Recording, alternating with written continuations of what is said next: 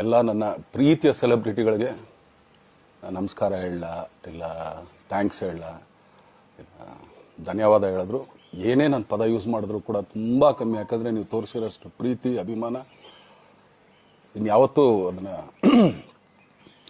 ಅದು ಯಾವ ಥರ ರಿಟರ್ನ್ ಮಾಡೋದು ನನಗೂ ಗೊತ್ತಾಗಲ್ಲ. ಬಟ್ ಇವತ್ತು ಆ್ಯಕ್ಚುಲಿ ಇಲ್ಲಿ ಕೂತ್ಕೊಳ್ಳೋಕ್ಕಾಗಲಿ ಹೇಳೋಕ್ಕಾಗಲಿ ಒಂದೇ ಒಂದು ರೀಸನ್ ಏನಂತಂದರೆ, ಈಗ ಆ್ಯಕ್ಚುಲಿ ಬರ್ಡೇ. ಯಾಕಂದರೆ ನೀವುಗಳು ತುಂಬ ಆಸೆ ಪಟ್ಟಿದ್ರಿ, ನನಗೂ ತುಂಬಾ ಆಸೆ ಇತ್ತು. ಯಾಕಂದರೆ ಪ್ರತಿಯೊಬ್ಬರನ್ನು ಮೀಟ್ ಮಾಡಿ ಥ್ಯಾಂಕ್ಸ್ ಹೇಳೋಣ ಅಂತೇಳಿ. ಯಾಕಂದರೆ ಪ್ರತಿ ಸಲ ನೀವು ಬಂದಾಗಲೂ ಎಲ್ರಿಗೂ ನಿಂತ್ಕೊಂಡೆ ಆ್ಯಕ್ಚುಲಿ ಕೈ ಕೊಟ್ಕೊಂಡು ಎಲ್ರಿಗೂ ಒಂದು ಥ್ಯಾಂಕ್ಸ್ ಇಲ್ಲ ವಿಷಸ್ ತೊಗೊಳ್ತಾ ಇದ್ವಿ. ಬಟ್ ಈ ಸಲ ಒಂದೇ ಒಂದು ಪ್ರಾಬ್ಲಮ್ ಏನಂತಂದರೆ, ಏನೋ ದೊಡ್ಡ ಪ್ರಾಬ್ಲಮ್ ಅಂತ ನಾನು ಹೇಳ್ತಲ್ಲ, ನನ್ನ ಹೆಲ್ತ್ ಇಶ್ಯೂ ಅಷ್ಟೇ, ಇನ್ನೇನೂ ಇಲ್ಲ. ಯಾಕಂದರೆ ನಾನು ತುಂಬ ಹೊತ್ತು ನಿಂತ್ಕೊಳ್ಳೋಕ್ಕಾಗಲ್ಲ.